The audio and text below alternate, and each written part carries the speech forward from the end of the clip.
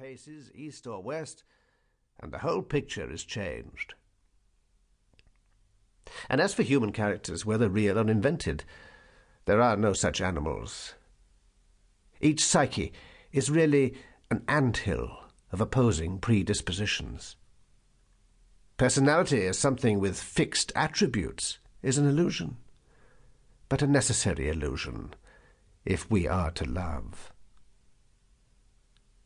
As for something that remains constant, the shy kiss of Melissa is predictable, for example, amateurish as an early form of printing, or the frown of Justine, which cast a shadow over those blazing dark eyes, or bits of the Sphinx at noon. In the end, says Pursewarden, everything will be found to be true of everybody. Saint and villain are co-sharers. He is right. I am making every attempt to be matter-of-fact. In the last letter which reached me from Balthazar, he wrote, "I think of you often, and not without a certain grim humour.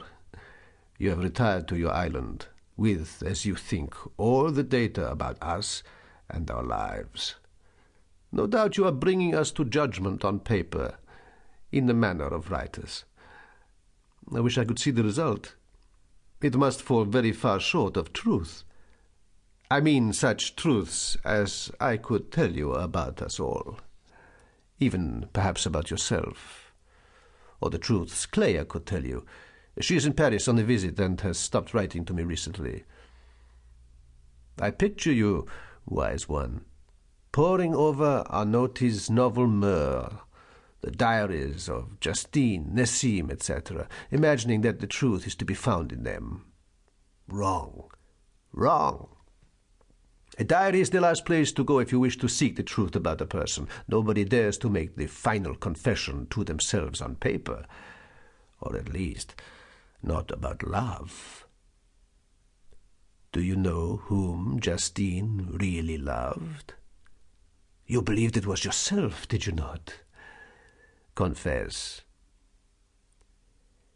My only answer was to send him the huge bundle of paper which had grown up so stiffly under my slow pen, and to which I had loosely given her name, Justine, as a title. Months passed after this, a blessed silence indeed, for it suggested that my critic had been satisfied, silenced.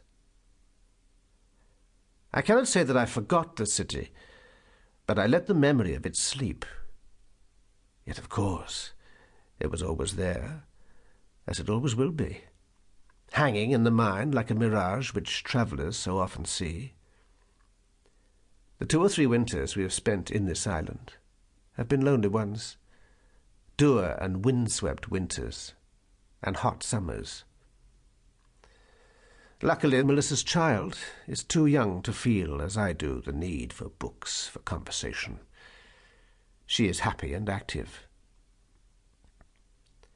Now in the spring come the long calms, the tideless, scentless days of premonition. The sea tames itself and becomes attentive. Soon the cicadas will bring in their crackling music, background to the shepherd's dry flute among the rocks. The scrambling tortoise and the lizard are our only companions.